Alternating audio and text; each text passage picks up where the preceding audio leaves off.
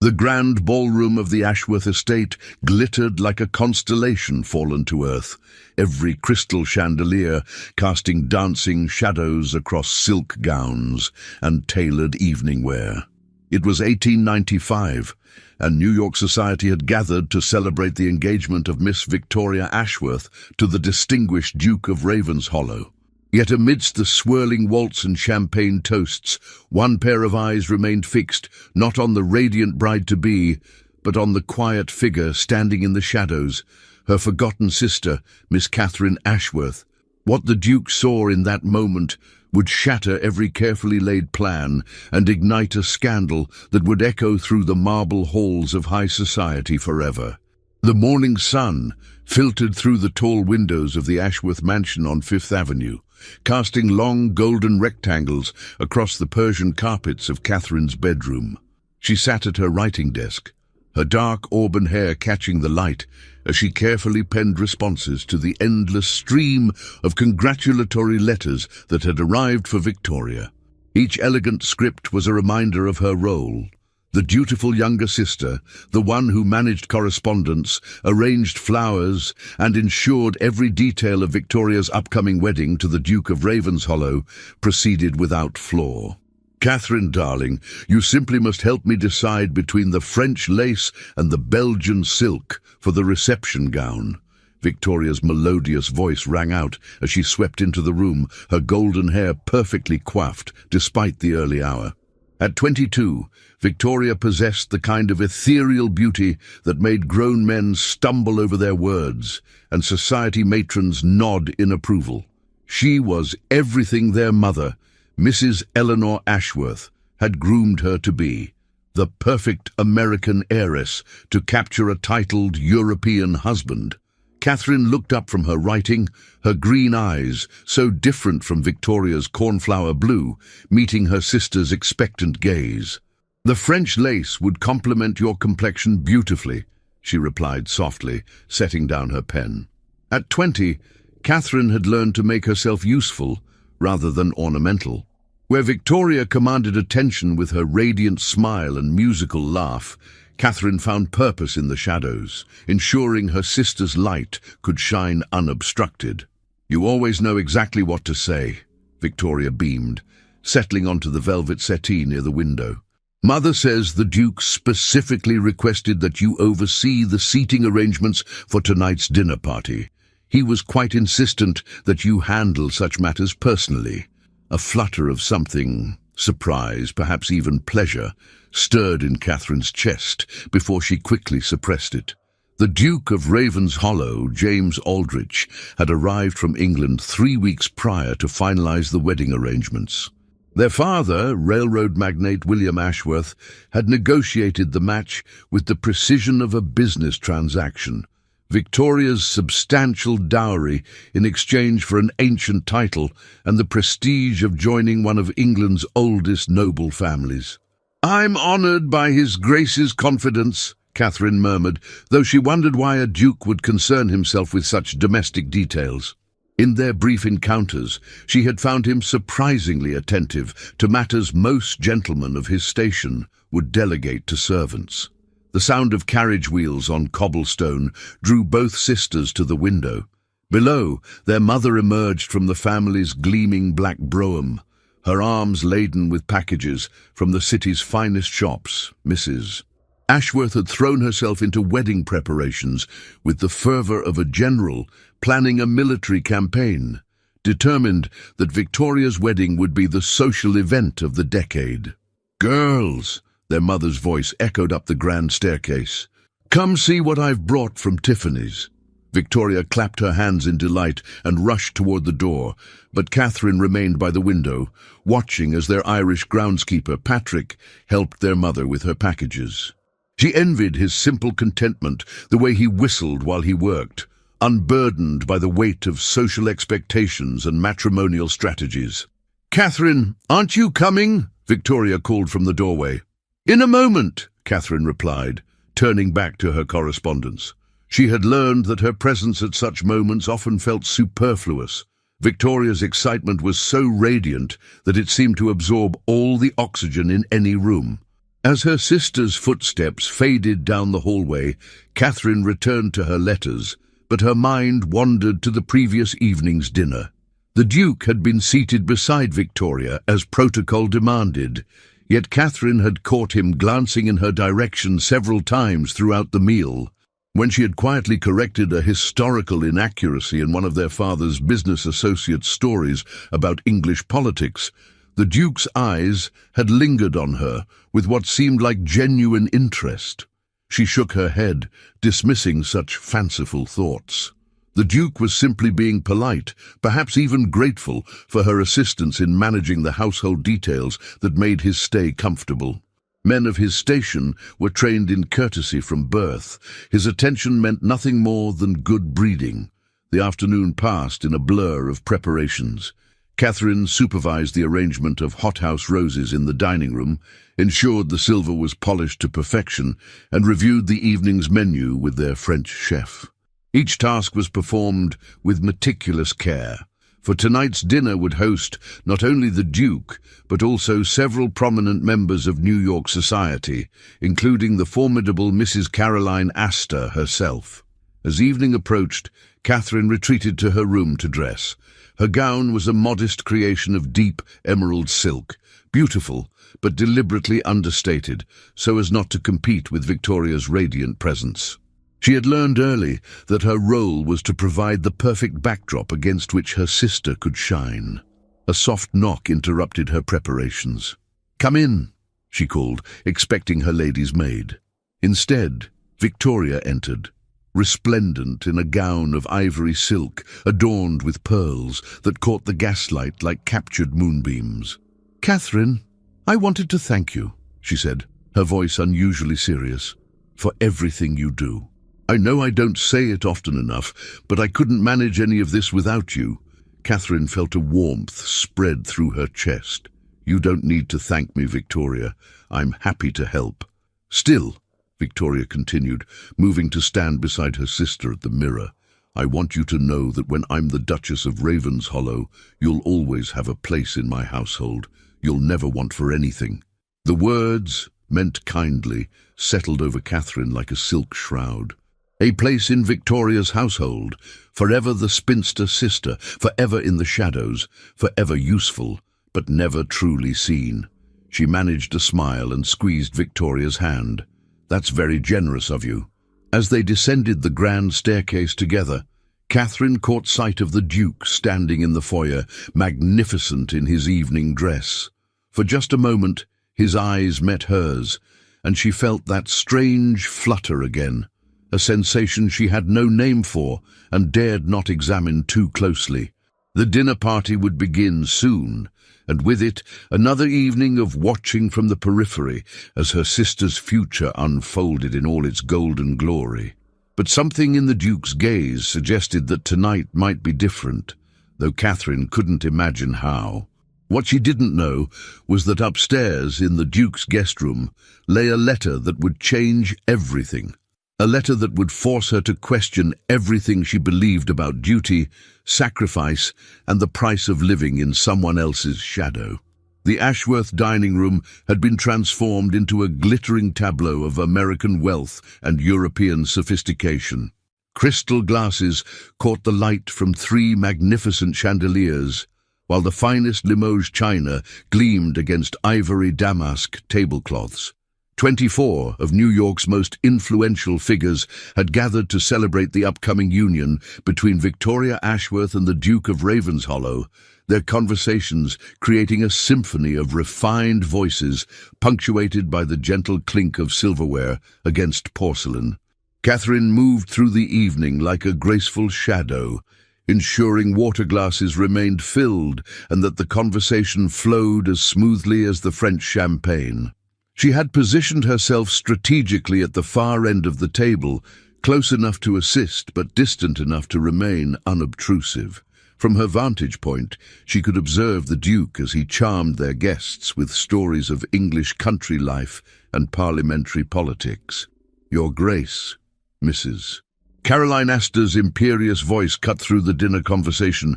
"We are all simply dying to hear about your family's estate. I understand Ravenshollow Castle has been in your family for over 4 centuries. The Duke set down his wineglass with practiced elegance, his dark eyes scanning the table before responding. "Indeed, Mrs. Astor. The castle was built in 1487 by my ancestor, the first Duke of Ravenshollow. It sits on nearly 10,000 acres in Yorkshire, overlooking the North Sea." His voice carried the refined cadence of Oxford education, each word precisely articulated. Catherine found herself listening intently, despite her efforts to remain focused on her duties. There was something in the Duke's tone, a subtle melancholy that seemed at odds with his polished exterior. She had noticed it before during his stay, moments when his carefully maintained composure would slip, revealing glimpses of something deeper beneath the aristocratic facade. "How romantic!" Victoria exclaimed, her blue eyes sparkling with delight. "I can hardly wait to see it. James has promised to show me the portrait gallery where all the previous duchesses are displayed. Imagine my portrait hanging alongside centuries of noble ladies." "The portrait gallery is indeed magnificent," the Duke replied, though Catherine noticed his smile didn't quite reach his eyes. "Though, I confess, some of the previous duchesses found the isolation of Yorkshire rather challenging." An uncomfortable silence settled over the table for a moment before their father, William Ashworth, cleared his throat. "Well, I'm certain Victoria will adapt beautifully. She has always been remarkably resilient." His voice carried the confidence of a man accustomed to bending circumstances to his will. As the evening progressed, Catherine observed the intricate dance of high society, the careful positioning, the strategic conversations, the subtle displays of wealth and influence. She had grown up in this world, but had never felt truly part of it, always existing on its periphery, watching and learning, but never fully participating. During the fish course, disaster struck with the swift brutality that only social catastrophe could deliver. Mrs. Pemberton, one of their mother's closest friends, had perhaps indulged too freely in the wine, and began regaling the table with increasingly inappropriate stories from her recent trip to Paris. Catherine watched in growing horror as the woman's voice grew louder and her anecdotes more scandalous. And then Mrs. Pemberton continued, oblivious to the mortified expressions around her. "The French Count actually suggested that I—" "Perhaps," Catherine interjected quietly, rising from her chair, "Mrs. Pemberton would enjoy seeing Mother's new conservatory? The orchids are particularly beautiful in the moonlight, but Mrs. Pemberton was beyond salvation." "Oh, Catherine dear, always so proper. You know, Your Grace." She turned to the Duke with a conspiratorial whisper that carried across the entire table. "Catherine here is quite the bluestocking, always reading those dreadful political treatises and economic journals. Most unbecoming in a young lady, don't you think?" Catherine felt the blood drain from her face as every eye at the table turned toward her. The silence that followed was deafening, broken only by the soft tick of the grandfather clock in the corner. She had spent years perfecting the art of invisibility, and now she stood exposed under the harsh glare of society's judgment. "I find intellectual curiosity admirable in anyone," the Duke said quietly, his voice cutting through the tension like a blade, "male or female." But the damage was done. Catherine could see the disapproval in Mrs. Astor's narrowed eyes, the barely concealed amusement in some of the younger guests' expressions. She had committed the cardinal sin of drawing attention to herself, and worse, revealing interests that society deemed inappropriate for a woman of her station. "Catherine has always been unique," their mother said with forced lightness, though her knuckles were white where she gripped her napkin. "We indulge her little hobbies, of course." The word hobbies hit Catherine like a physical blow. Her passionate interest in political reform, her careful study of economic theory, her correspondence with several prominent suffragettes, all dismissed as mere diversions, as frivolous as embroidery or watercolor painting. "If you'll excuse me," Catherine murmured, her voice barely audible. She moved toward the door with as much dignity as she could muster, but she could feel the weight of their stares, the whispered conversations that would follow her exit. As she reached the doorway, she heard Mrs. Pemberton's voice rise again. Such a pity, really. Poor Catherine, always so serious. No wonder she's still unmarried at 20. Who would want a wife more interested in politics than in making a proper home? The laughter that followed, polite but unmistakably cruel, pursued Catherine into the hallway. She pressed her back against the closed dining room door, her heart pounding so loudly she was certain the entire household could hear it. Through the heavy oak, she could hear the conversation resuming, her humiliation already being swept aside as the guests returned to more suitable topics. She fled up the grand staircase, her emerald silk skirts rustling against the marble steps. In her room, she dismissed her maid and stood before her mirror, staring at her reflection with new eyes. The woman looking back at her was no longer the dutiful daughter, the helpful sister, the perfect background figure. She was a curiosity, an oddity, a cautionary tale whispered about in drawing rooms. A soft knock at her door interrupted her spiral of mortification. "Catherine?" Victoria's voice was gentle, concerned. "May I come in?" Catherine opened the door to find her sister standing in the hallway, still radiant in her ivory gown, but with worry creasing her perfect features. "I'm so sorry about Mrs. Pemberton," Victoria said, stepping into the room. "She was absolutely dreadful." "She was honest," Catherine replied, moving to the window that overlooked the garden. "I am exactly what she said, a blue stocking, a spinster, an embarrassment to the family." "That's not true," Victoria protested, but her voice lacked conviction. They both knew that in their world, Mrs. Pemberton's assessment was shared by many. "What did the Duke say after I left?" Catherine asked, though she dreaded the answer. Victoria hesitated, and that pause told Catherine everything she needed to know. He asked father about your education, about your interests." Catherine closed her eyes, imagining the conversation. Her father's embarrassed explanations, the Duke's polite but distant interest, the subtle reinforcement that she was indeed an anomaly in their carefully ordered world. "Catherine," Victoria said softly, "you know that when James and I are married, you'll always have a place with us. You won't have to worry about finding a husband or managing on your own." The kindness in her sister's voice only made the humiliation more complete. Catherine was to be the spinster aunt, the useful relative who would help raise Victoria's children and manage her household, forever grateful for the charity of others. After Victoria left, Catherine sat at her writing desk and stared at the half-finished correspondence she had abandoned earlier. The letters of congratulation for Victoria's engagement seemed to mock her now, reminders of a future that would never be hers, of a life that would always belong to someone else. Outside her window, she could see the guests beginning to depart, their carriages forming a procession down Fifth Avenue. The Duke's distinctive figure was visible among them, his tall frame silhouetted against the gaslight as he handed Mrs. Astor into her carriage with practiced gallantry. As she watched, he turned and looked up at her window. Even from this distance, she could feel the weight of his gaze, and for a moment she wondered what he was thinking. But then he turned away, disappearing into his own carriage, and Catherine was left alone with the crushing realization that her humiliation had been witnessed by the one person whose opinion, for reasons she couldn't explain, mattered most. What Catherine didn't know was that at that very moment, the Duke was composing a letter in his mind, a letter that would arrive the next morning and change the trajectory of her carefully circumscribed life forever. But for now, she could only sit in her darkened room and wonder if this was how it felt to have your heart break in public, witnessed by all of New York society, with nowhere left to hide. The morning after the disastrous dinner party dawned grey and drizzling, as if the very sky mourned Catherine's public humiliation. She had barely slept, replaying every mortifying moment until the words seemed burned into her memory.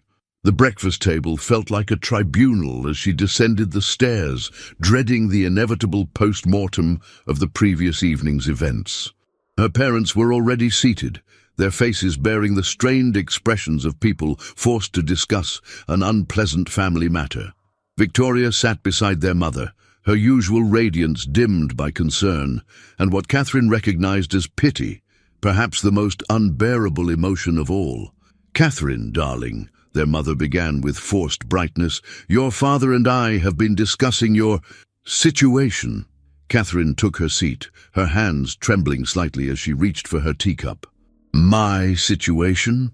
William Ashworth cleared his throat, the sound echoing in the formal dining room like a judge's gavel. "Last night's incident has made it clear that perhaps you need a change of scenery. Some time away from New York society to reflect on more appropriate pursuits for a young lady." The words hit Catherine like physical blows. They were sending her away, banishing her for the crime of being herself, for daring to have thoughts and interests beyond the narrow confines of what society deemed acceptable for women. "I've written to your Aunt Cordelia in Boston," her mother continued, not meeting Catherine's eyes. "She's agreed to have you stay with her for an extended visit. The change will do you good, and perhaps her influence will help you develop more suitable interests." Catherine set down her teacup with deliberate care, fighting to keep her voice steady. "And what of Victoria's wedding preparations? I thought my assistance was needed." "Victoria and I can manage perfectly well," their mother replied quickly. "In fact, it might be better if you weren't here for the final arrangements. Less complicated." The meaning was clear. Catherine's presence had become an embarrassment, a potential source of further scandal that could taint Victoria's perfect wedding. She was being erased from her sister's most important moment, relegated to the status of a family secret to be hidden away. "When am I to leave?" Catherine asked, surprised by the steadiness of her own voice. "Tomorrow morning," her father replied.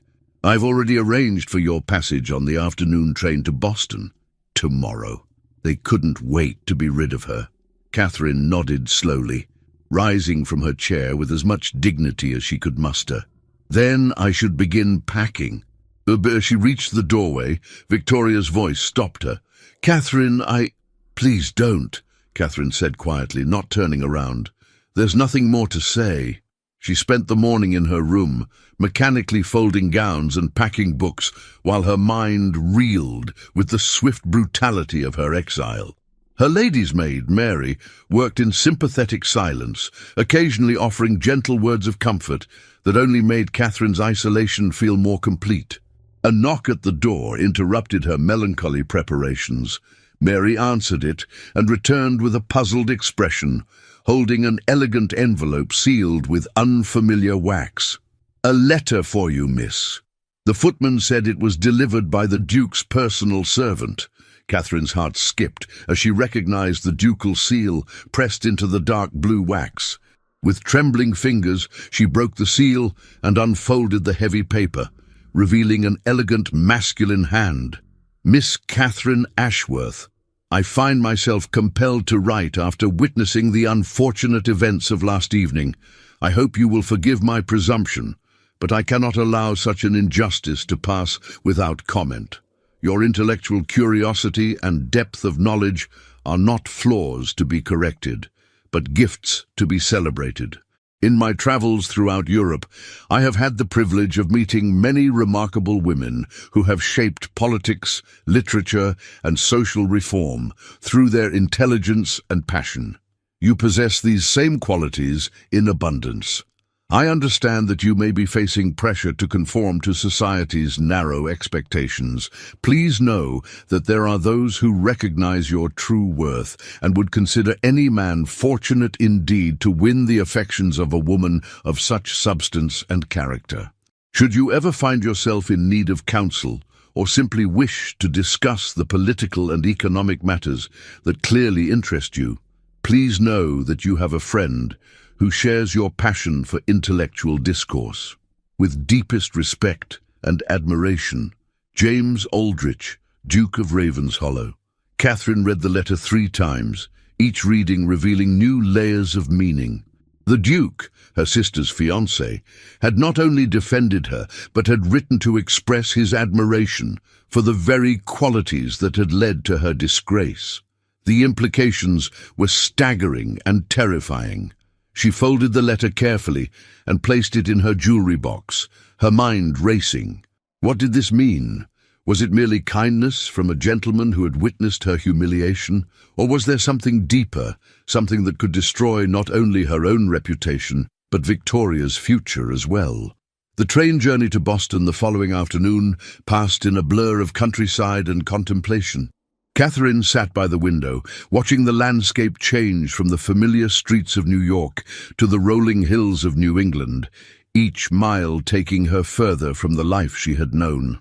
Aunt Cordelia met her at the station, a tall, elegant woman in her 50s, with silver-streaked hair and intelligent grey eyes that reminded Catherine of her late grandmother. Unlike Catherine's mother, Cordelia had never married, choosing instead to dedicate her life to social reform and women's education. She was precisely the kind of woman Mrs. Pemberton would have dismissed as a cautionary tale. "My dear Catherine," Cordelia said, embracing her niece warmly, "you look as though you've been through a battle." "I have," Catherine replied, surprised by her own honesty. "And I lost." Cordelia's brownstone on Beacon Hill was a revelation, filled with books, political pamphlets, and artwork that spoke to a life lived on one's own terms. The walls were lined with photographs of Cordelia with various suffragettes and reformers, evidence of a world Catherine had only read about in newspapers. "Your mother's letter was rather illuminating," Cordelia said, as they settled in her cozy sitting room with tea. "She seems to believe that I can somehow transform you into a proper society miss. I'm afraid she's going to be quite disappointed."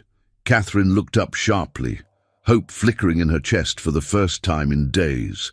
"My dear girl," Cordelia continued, "there is absolutely nothing wrong with having a mind and using it. The problem lies not with you, but with a society so threatened by intelligent women that it seeks to silence them." Over the following days, Catherine found herself slowly emerging from the shell of shame and self-doubt that had encased her since the dinner party. Cordelia introduced her to a circle of remarkable women, writers, activists, and intellectuals who gathered regularly to discuss everything from labor reform to women's suffrage. It was at one of these gatherings that Catherine met Dr. Elias Reed, a young physician who had recently returned from studying advanced surgical techniques in Vienna. Unlike the men of her New York social circle, Dr. Reed listened to her opinions with genuine interest, engaging her in spirited debates about healthcare reform and social justice. "Miss Ashworth," he said, after a particularly animated discussion about working conditions in textile factories, "have you ever considered that your insights could make a real difference in the world? There are organizations here in Boston that would benefit greatly from someone with your analytical mind and passion for justice." Catherine felt something stir within her, a sense of possibility she had never experienced before. "I'm not sure I understand what you mean." "I mean," Dr. Reed said, his brown eyes earnest behind wire-rimmed spectacles, "that you have the opportunity to choose your own path, to use your gifts in service of something greater than social expectations." That evening, Catherine sat in Cordelia's library, surrounded by books on political theory and social reform. For the first time in her life, she began to envision a future that belonged entirely to her, a life of purpose and meaning that didn't depend on marriage or family approval. A letter from Victoria arrived the next morning, filled with wedding details and gentle inquiries about Catherine's well-being. But tucked between descriptions of flower arrangements and guest lists was a single line that made Catherine's blood run cold. "James asks about you often. I think he feels responsible for what happened at the dinner party." Catherine set the letter aside, her mind returning to the Duke's letter hidden in her jewelry box. The memory of his words, his admiration for her intelligence, his suggestion that she had worth beyond society's narrow definitions, both thrilled and terrified her. She was beginning to understand that her exile to Boston might not be the punishment her parents intended, but rather the beginning of something entirely new. But with that realization came a troubling question. What did it mean that the Duke of Ravenshollow, her sister's fiancé, seemed to see in her everything that her own family wished to hide?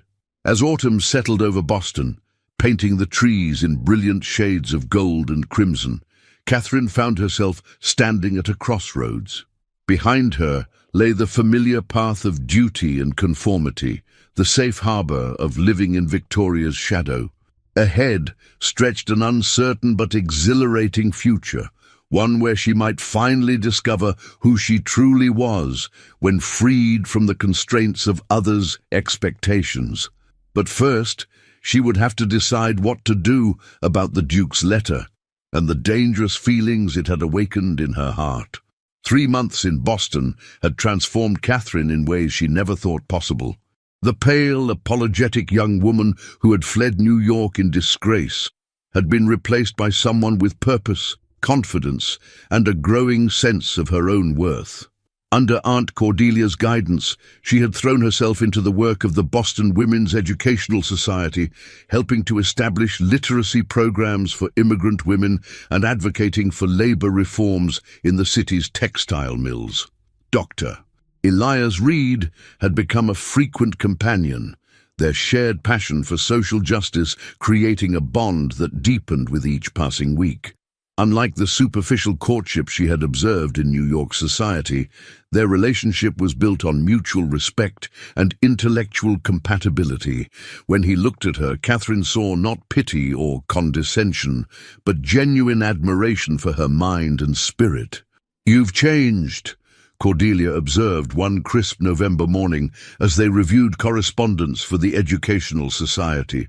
"When you first arrived, you carried yourself like someone apologizing for taking up space. Now you move through the world as though you belong in it."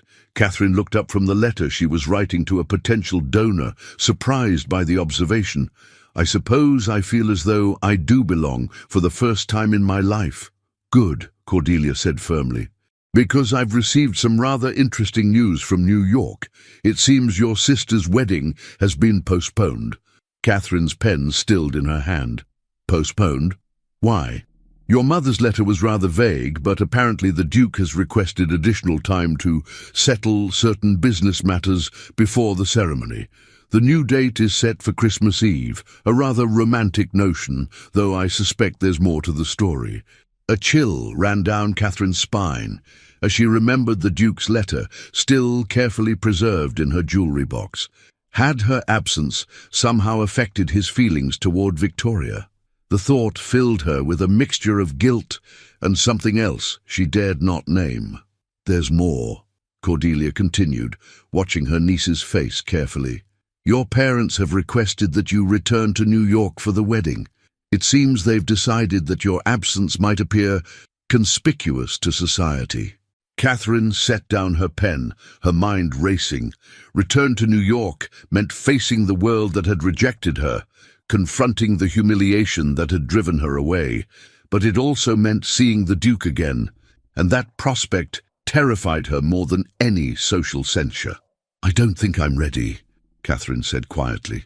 "My dear," Cordelia replied, "you'll never be ready for the things that matter most. The question is whether you're brave enough to face them anyway." That evening, as Catherine walked through the Boston Common with Dr. Reed, she found herself confiding her fears about returning home. The gas lamps cast pools of warm light on the frost-covered paths, and their breath formed small clouds in the crisp air. "You're not the same person who left New York," Elias said, his voice gentle but firm. "You've discovered your own strength, your own worth. No one can take that away from you now." "But what if they try?" Catherine asked, pulling her wool cloak tighter against the cold. "What if I fall back into old patterns, become invisible again?" Elias stopped walking and turned to face her, his brown eyes serious behind his spectacles. "Catherine, in the months I've known you, I've watched you argue policy with city councilmen, organize relief efforts for striking workers, and speak passionately about justice to rooms full of skeptical donors. You are many things, but invisible is not one of them." His words warmed her more than any fire could have. Over the past weeks, she had begun to recognize the growing affection between them, though neither had spoken of it directly. Elias represented everything she had never dared hope for, a man who valued her mind as much as her heart, who saw her as an equal partner rather than a decorative accessory. "There's something else," Catherine said, her voice barely above a whisper. "Before I left New York, I received a letter from the Duke." Elias's expression grew serious. "What kind of letter?" Catherine told him about the Duke's words of encouragement, his defense of her intellectual pursuits, and the troubling implications of his attention. As she spoke, she watched Elias's face carefully, searching for signs of jealousy or judgment. "He sounds like a man of conscience," Elias said finally, "but also like a man in a difficult position. His engagement to your sister complicates any friendship he might wish to offer you." "I know," Catherine replied. "That's what frightens me about returning. What if his feelings have changed? What if mine have?" Elias was quiet for a long moment, and when he spoke, his voice carried a weight that made Catherine's heart race. "Catherine, I need you to know that whatever happens in New York, whatever you discover about the Duke's feelings or your own, you have a choice. You don't have to accept a life that diminishes you, no matter how gilded the cage might be." The implication in his words was clear, and Catherine felt her cheeks flush despite the cold. Elias was offering her something precious, not just his affection, but a future built on equality and mutual respect. It was everything she had never known she wanted, and everything she might have to sacrifice if she returned to New York. 2 weeks later, Catherine found herself on the train back to New York, her heart heavy with conflicting emotions. The city looked the same as she remembered, but she felt like a stranger returning to a foreign land. The Ashworth mansion on Fifth Avenue seemed smaller somehow, its opulent furnishings and formal atmosphere feeling stifling after the warm, intellectual freedom of Cordelia's home. Her reunion with her family was awkward, marked by careful politeness and unspoken tensions. Victoria embraced her warmly, but Catherine could see the strain in her sister's perfect features, the subtle signs of anxiety that suggested all was not well with the upcoming wedding. "You look different," Victoria said, as they sat in the morning room, taking tea together for the first time in months. "Older, somehow. More substantial." Catherine smiled, recognizing the truth in her sister's observation. "I feel different. Boston has been good for me." "No, Mother says you've been involving yourself in charitable work." Victoria's tone was carefully neutral, but Catherine could hear the underlying concern. "I've been working with organizations that help immigrant women and advocate for labor reform," Catherine replied, deliberately using the language she had learned from Cordelia, direct, unapologetic, confident. Victoria's eyes widened slightly. "Catherine, you must be careful. If word of such activities reaches certain circles—" "What circles?" Catherine asked, though she suspected she knew the answer. "Well, James, for instance. He's been asking about you, wondering about your time in Boston. I think he feels responsible for what happened at the dinner party." There it was, the Duke's continued interest, the complication Catherine had been dreading. "And what have you told him?" "That you've been resting, recovering from the strain of everything." Victoria's voice grew smaller. "Catherine, I need to tell you something. The wedding was postponed because James requested it. He said he needed time to be certain of his feelings, to ensure he was making the right decision." Catherine felt the blood drain from her face. "What does that mean?" "I don't know," Victoria admitted, her composure finally cracking. "He's been distant, distracted. Sometimes I catch him staring out the window with the strangest expression, as though he's thinking of someone else entirely." The implications hung in the air between them like a sword waiting to fall. Catherine wanted to comfort her sister, to offer reassurance, but how could she when she suspected she might be the cause of the Duke's uncertainty? That evening, the family attended a pre-wedding reception at the Vanderbilt mansion, Catherine's first public appearance since her return. She had chosen her gown carefully, a creation of deep sapphire silk that complemented her auburn hair and brought out the green in her eyes. It was elegant, but not ostentatious, confident, but not defiant. The moment she entered the ballroom, Catherine felt the weight of curious stares and whispered conversations. News of her return had clearly spread through society's gossip networks, and she could practically hear the speculation about her months in Boston. "Miss Ashworth," a familiar voice said behind her, and Catherine turned to find Mrs. Caroline Astor approaching with her characteristic imperious expression. "How unexpected to see you back in New York. I trust your time in Boston was educational." The words were polite, but the tone carried unmistakable disapproval. Catherine straightened her shoulders, drawing on the confidence she had discovered in herself over the past months. "Indeed it was, Mrs. Astor," she replied with a smile that didn't reach her eyes. "I've had the privilege of working with some remarkable women who are making real differences in their communities. It's been quite inspiring." Mrs. Astor's eyebrows rose slightly at Catherine's direct response, clearly expecting the apologetic deference of the old Catherine. "How progressive of you." Before Catherine could respond, a familiar voice cut through the tension. "Mrs. Astor, Miss Ashworth." The Duke of Ravenshollow appeared beside them, magnificent in his evening dress, his dark eyes fixed intently on Catherine's face. "I hope you'll forgive the interruption, but I was hoping to speak with Miss Ashworth about her recent experiences in Boston." Catherine's heart hammered against her ribs as she met his gaze. In the months since she had last seen him, she had tried to convince herself that her memory had exaggerated his appeal, that distance had romanticized their brief interactions. But standing before him now, she realized that if anything, her memory had been inadequate. He was even more compelling than she remembered, not just handsome, but possessed of an intensity that seemed to see straight through to her soul. "Your Grace," she managed, proud that her voice remained steady. "I would be happy to discuss Boston with you." As Mrs. Astor moved away with obvious reluctance, the Duke offered Catherine his arm. "Perhaps we might take a turn about the room. I confess I'm quite curious about your work with the Educational Society." As they began to walk, Catherine became acutely aware of the attention they were drawing. Conversations paused as they passed, and she could feel the weight of speculative stares following their progress around the ballroom. "You seem different," the Duke said quietly, his voice pitched for her ears alone. "More yourself, if that makes sense." "It makes perfect sense," Catherine replied, surprised by her own boldness. "I've had the opportunity to discover who I am when I'm not trying to be what others expect me to be." The Duke's eyes searched her face with an intensity that made her breath catch. "And who are you, Miss Ashworth?" The question hung between them, loaded with implications that went far beyond polite conversation. Catherine realized that her answer would determine not just how he saw her, but how she saw herself. "I'm someone who believes that intelligence is not a flaw to be hidden," she said, her voice growing stronger with each word. "Someone who thinks that women deserve the same opportunities as men to contribute to society.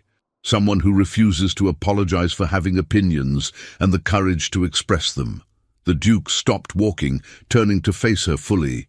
In his eyes, Catherine saw something that made her heart race. Not pity or condescension, but admiration, desire, and something that looked dangerously like love. "Miss Ashworth," he said, his voice rough with emotion, "you are extraordinary." The words hung in the air between them, and Catherine realized that they had reached a point of no return.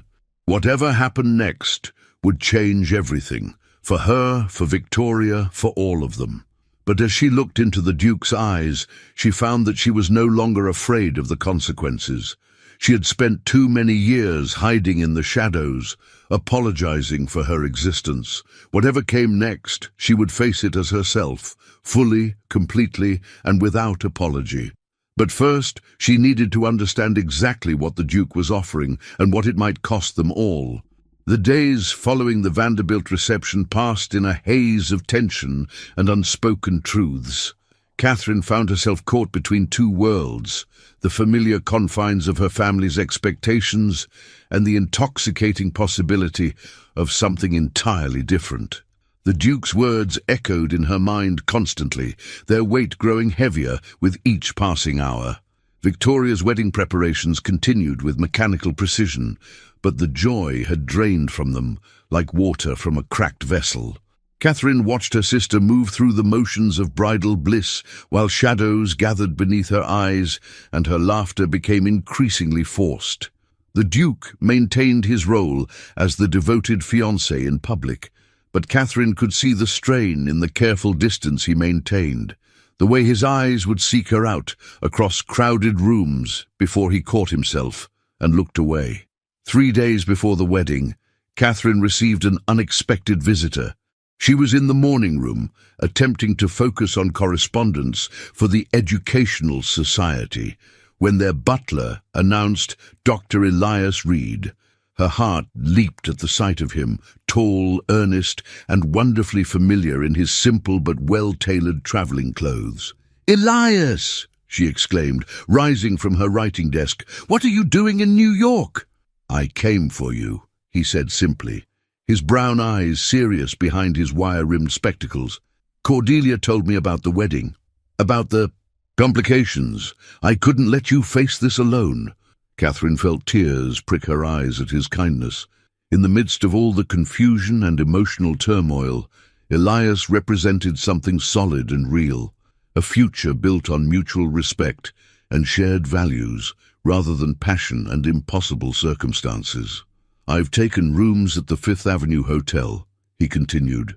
"I hope you don't mind my presumption, but I felt you might need a friend." "I do," Catherine admitted, surprised by how much relief she felt at his presence. "More than you know." They spent the afternoon walking through Central Park, the December air crisp and clean after the stifling atmosphere of the mansion. Elias listened as Catherine poured out her confusion about the Duke, her guilt over Victoria's obvious distress, and her fear that she was destroying her family's happiness by simply existing. "Catherine," Elias said as they paused beside the frozen pond where couples skated in graceful circles, "you cannot be responsible for other people's choices.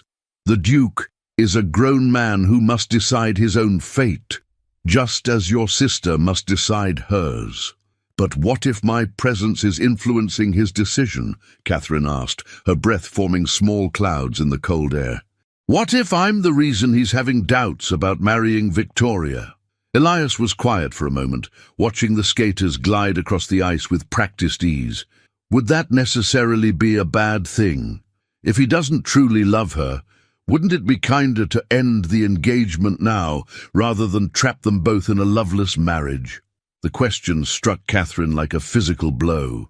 She had been so focused on her own guilt that she hadn't considered the possibility that the Duke's doubts might actually be protecting Victoria from a worse fate.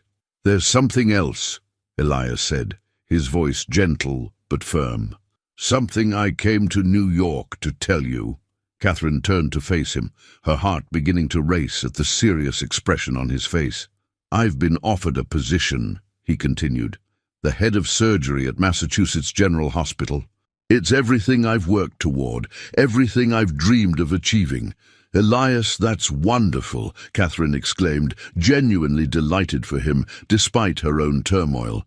"It is," he agreed, "but it's also a position that would allow me to support a wife, to build a life with someone who shares my values and my vision for the future."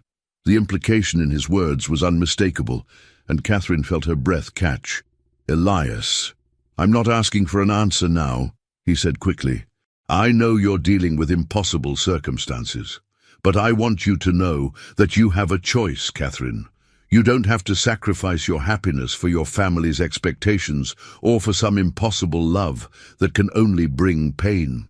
That evening, Catherine sat in her room, staring at the Duke's letter that she had carried with her from Boston. Elias's proposal, for that's what it had been, even if unspoken, offered her everything she had discovered she wanted. intellectual partnership, mutual respect, and the freedom to be herself without apology. It was the safe choice, the wise choice, the choice that would allow her to build a meaningful life without destroying anyone else's happiness. But as she held the Duke's letter, she couldn't deny the way her heart raced at the memory of his words, the intensity in his eyes when he had called her extraordinary. What she felt for him was dangerous, impossible, and potentially destructive, but it was also the most powerful emotion she had ever experienced. A soft knock at her door interrupted her thoughts. "Come in," she called, expecting her maid. Instead, Victoria entered, still dressed in her evening gown from dinner, but with her hair disheveled and her eyes red from crying. "Catherine, I need to talk to you." Catherine quickly tucked the Duke's letter away and moved to embrace her sister. "What's wrong?" "Everything," Victoria whispered, collapsing onto Catherine's bed with uncharacteristic abandon. "James barely spoke to me at dinner tonight. When I tried to discuss the wedding breakfast menu, he looked at me as though he'd forgotten I existed, and when I mentioned our honeymoon plans, he actually flinched." Catherine's heart ached for her sister's pain, even as a treacherous part of her wondered what the Duke's behavior might mean. Perhaps he's simply nervous about the wedding. Many men find such occasions overwhelming. "No," Victoria said, shaking her head. "It's more than that. Catherine, I think he's in love with someone else." The words hung in the air between them like an accusation. Catherine felt the blood drain from her face, but she forced herself to remain calm.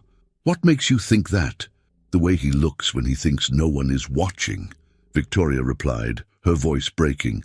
"The way he asks about you constantly, as though your name is the only word that has any meaning for him. The way he seemed to come alive at the reception when he was talking to you." Catherine closed her eyes, the weight of her sister's pain crushing down on her. "Victoria, I know," Victoria interrupted, her voice barely above a whisper. "I've known for weeks. The question is, what are we going to do about it?" The sisters sat in silence for a long moment, the magnitude of the situation settling over them like a shroud.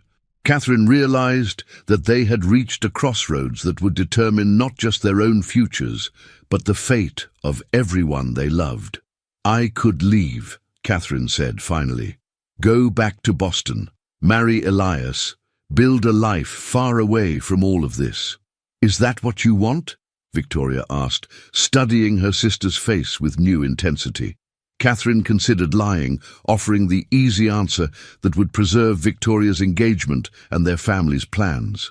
But looking at her sister's tear-stained face, she realized that they had moved beyond the point where polite deceptions could help anyone. "No," she admitted. "It's not what I want, but it might be what's best for everyone." Victoria was quiet for a long moment, and when she spoke, her voice carried a strength Catherine had never heard before. "Catherine, I've spent my entire life being what everyone else wanted me to be, the perfect daughter, the perfect debutante, the perfect bride-to-be. But I've never once asked myself what I actually want." "What do you mean?" "I mean," Victoria said, sitting up straighter, "that maybe it's time I stopped trying to force a man to love me who clearly loves someone else. Maybe it's time I discovered who I am when I'm not performing for everyone else's approval." Catherine stared at her sister in amazement. "Victoria, you can't be serious. The wedding is in 2 days. The invitations have been sent, the preparations made. The scandal would be enormous." "Yes," Victoria agreed, a strange smile playing at the corners of her mouth. "It would be, but it would also be honest, which is more than I can say for this charade we've been performing." As Catherine looked at her sister, really looked at her, she saw something she had never noticed before. Beneath Victoria's perfect beauty and practiced charm was a woman of unexpected strength and courage, someone who had been as trapped by expectations as Catherine herself. "What are you suggesting?" Catherine asked, though she suspected she already knew the answer. "I'm suggesting," Victoria said, her voice growing stronger with each word, "that we stop living our lives according to other people's scripts, that we choose our own paths, whatever the consequences might be." The next morning brought a flurry of activity as the final wedding preparations reached their crescendo. But beneath the surface bustle, Catherine could sense the undercurrents of change flowing through the household like an underground river. Victoria moved through her duties with a new purposefulness, while their parents seemed increasingly anxious about details that had previously been settled. It was mid-afternoon when the Duke requested a private audience with Catherine in the library.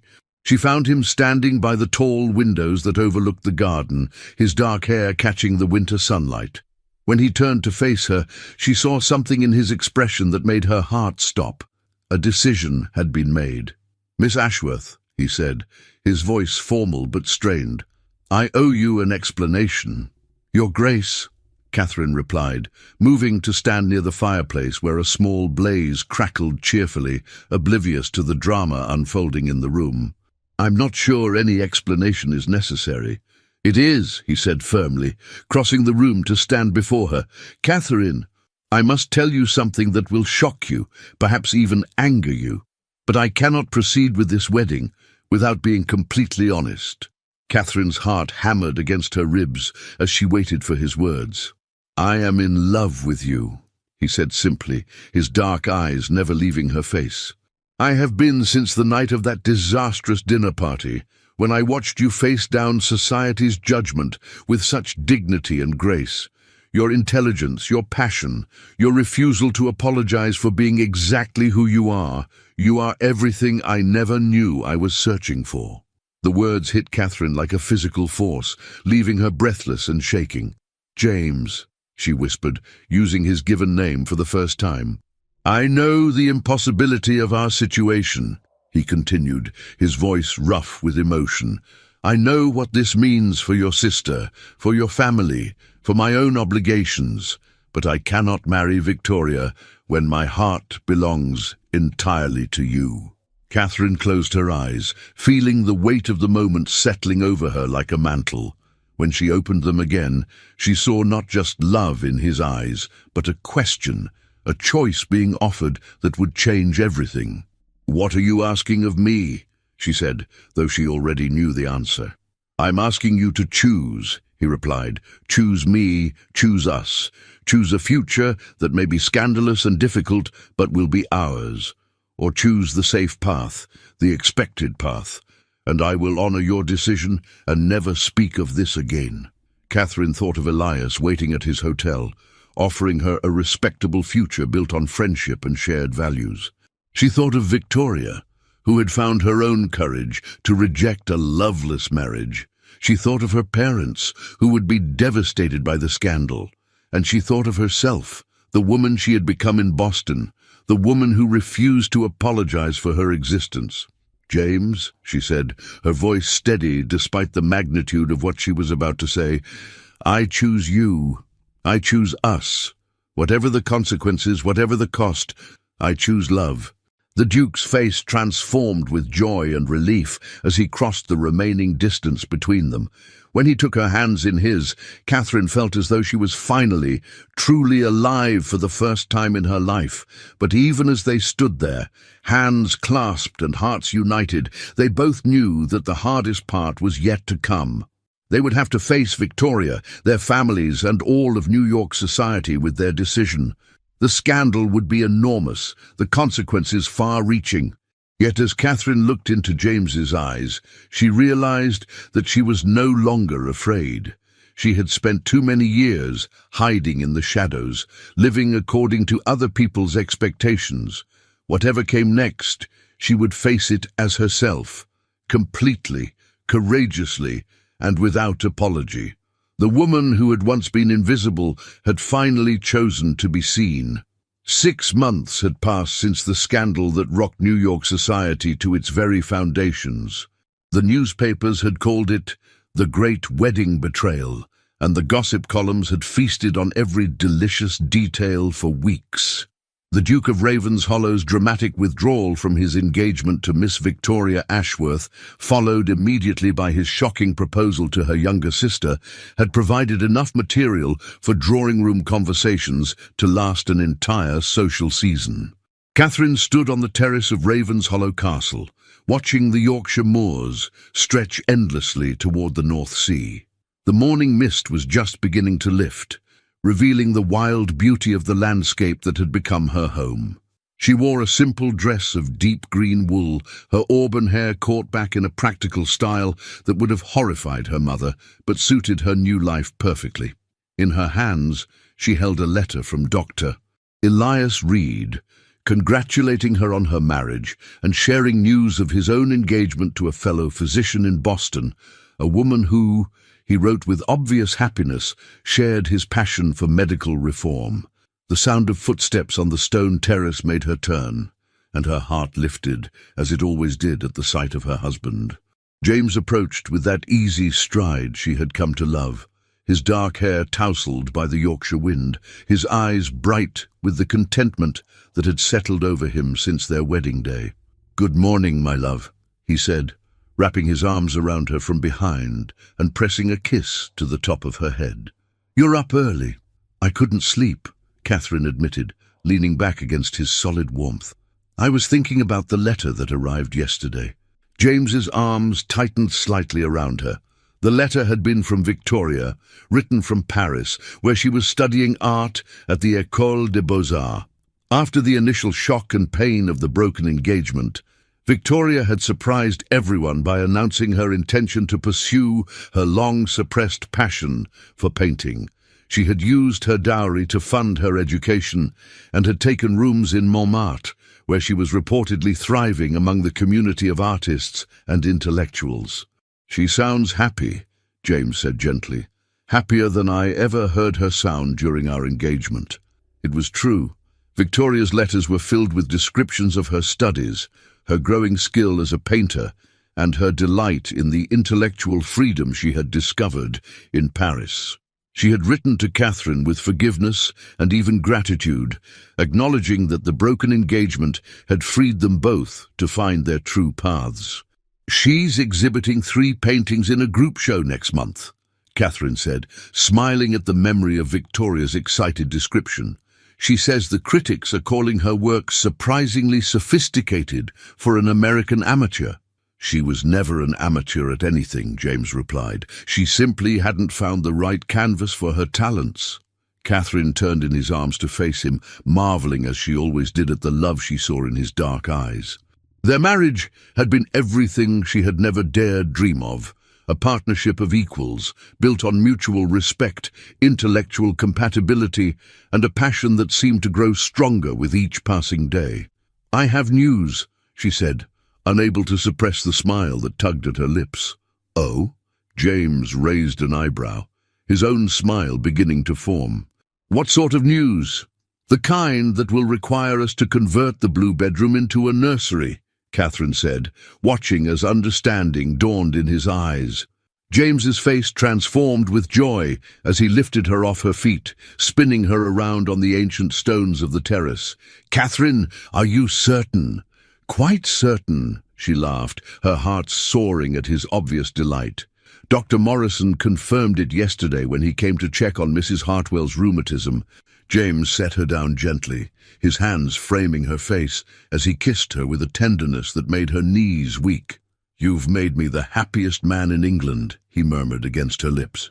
"Just England?" Catherine teased. "I was hoping for at least the entire British Empire." "The entire world," James corrected, his eyes dancing with laughter. "The entire universe, in fact." As they stood there in the morning light, Catherine reflected on the extraordinary journey that had brought her to this moment. The scandal of their marriage had indeed been enormous. Her parents had initially disowned her, society had shunned them both, and the newspapers had painted her as everything, from a scheming seductress to a tragic victim of circumstance. But here in Yorkshire, far from the suffocating expectations of New York society, Catherine had discovered a life of purpose and meaning that exceeded her wildest dreams. She had thrown herself into the management of the estate's tenant farms, implementing progressive reforms that improved working conditions and increased productivity. She had established a school for the local children, regardless of their social class, and had begun corresponding with suffragettes across England about the possibility of organizing in the rural counties. James had proven to be not just a loving husband, but a true partner in every sense. He had supported her reforms, encouraged her political interests, and never once suggested that she should confine herself to traditional feminine pursuits. Together, they had transformed Ravenshollow from a crumbling monument to aristocratic privilege into a thriving example of progressive estate management. "I should write to Aunt Cordelia," Catherine said, as they walked back toward the castle, her hand tucked securely in James's arm. "She'll be delighted about the baby." "And to your parents?" James asked gently. Catherine considered this.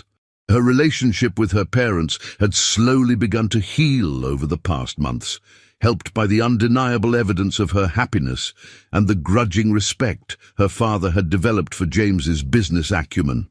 Her mother's letters had grown warmer recently, filled with tentative inquiries about her health and happiness. Yes, Catherine decided, to them as well. Perhaps it's time for a complete reconciliation.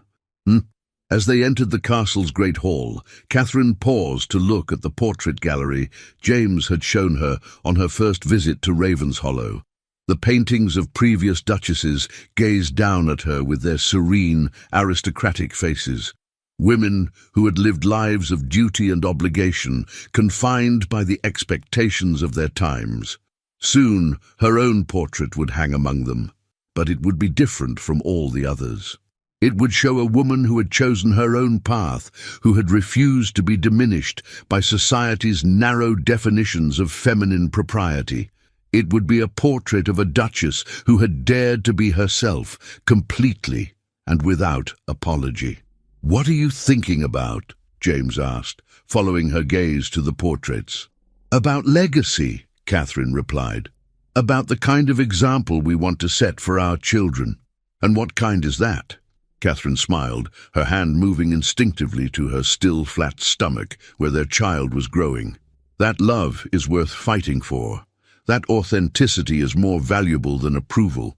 That it's better to be true to yourself and face the consequences than to live a lie for the sake of others' comfort." James nodded, his own expression growing serious.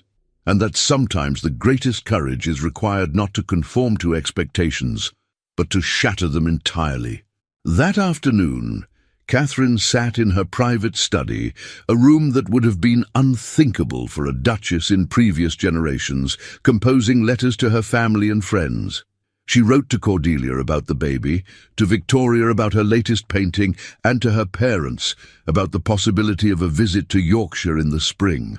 As she sealed the last letter, Catherine reflected on the extraordinary chain of events that had led her to this moment. A disastrous dinner party had led to exile, which had led to self-discovery, which had led to love, which had led to scandal, which had led to happiness beyond her wildest dreams. She thought about the woman she had been 6 months ago, apologetic, invisible, living in the shadows of other people's expectations. That woman seemed like a stranger now, someone she had known long ago but could barely remember being. A knock at the study door interrupted her thoughts. "Come in," she called. James entered, carrying a telegram that had just arrived. "It's from New York," he said, his expression unreadable. Catherine's heart skipped as she took the telegram, fearing bad news. But as she read the brief message, her face broke into a smile of pure delight. "What is it?" James asked. "It's from Mrs. Caroline Astor," Catherine said, laughing at the absurdity of it. "She's requesting an invitation to visit Ravenshollow this summer. Apparently, our progressive estate management techniques have become quite the topic of conversation among the more forward-thinking members of society." James threw back his head and laughed.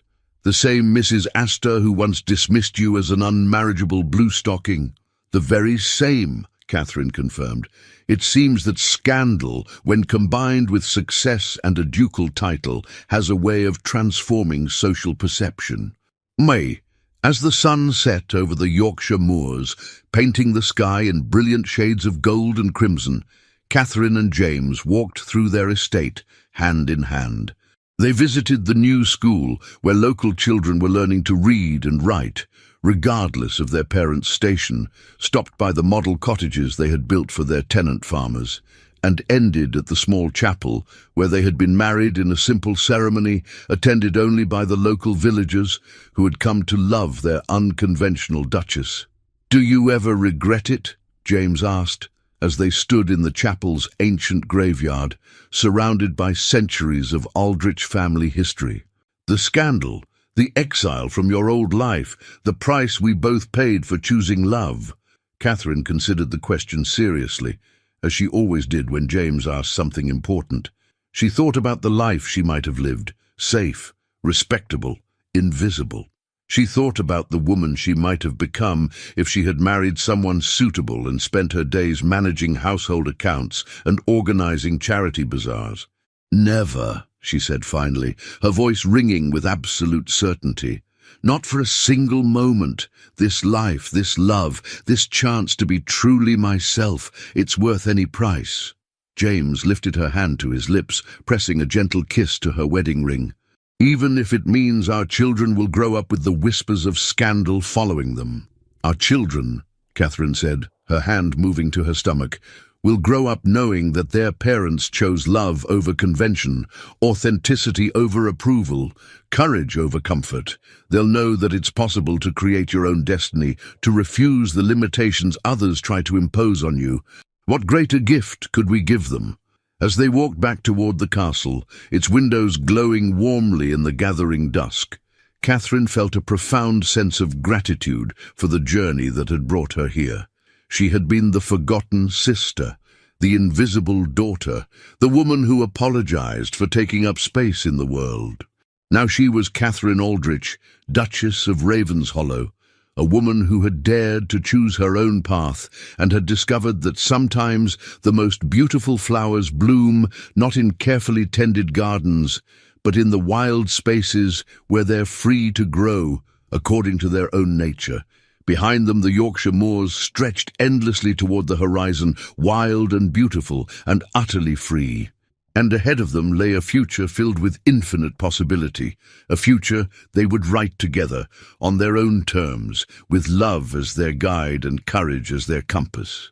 The woman who had once been invisible had finally learned to shine. What an incredible journey we've witnessed together. From Catherine's humiliating dinner party disaster to her triumphant transformation into a duchess who dared to choose love over convention, we've seen the power of authenticity, courage, and refusing to apologize for who you are. Catherine's story reminds us that sometimes our greatest failures become the doorways to our most extraordinary successes. Her public humiliation led to exile, which led to self-discovery, which led to a love story that defied all of society's expectations. If Catherine's journey of transformation inspired you, please hit that subscribe button and ring the notification bell so you never miss these powerful stories of courage and redemption. And in the comments below, I'd love to hear your thoughts. Have you ever had a moment like Catherine's dinner party disaster that actually led you to something better? Sometimes our most embarrassing moments become our greatest blessings in disguise. Don't forget to share this story with someone who might need to hear that it's never too late to choose authenticity over approval, and that the most beautiful life is the one you create for yourself, not the one others expect you to live. Until next time, remember, you are never too forgotten to be extraordinary, never too invisible to shine, and never too late to choose the path that leads to your truest, most authentic self.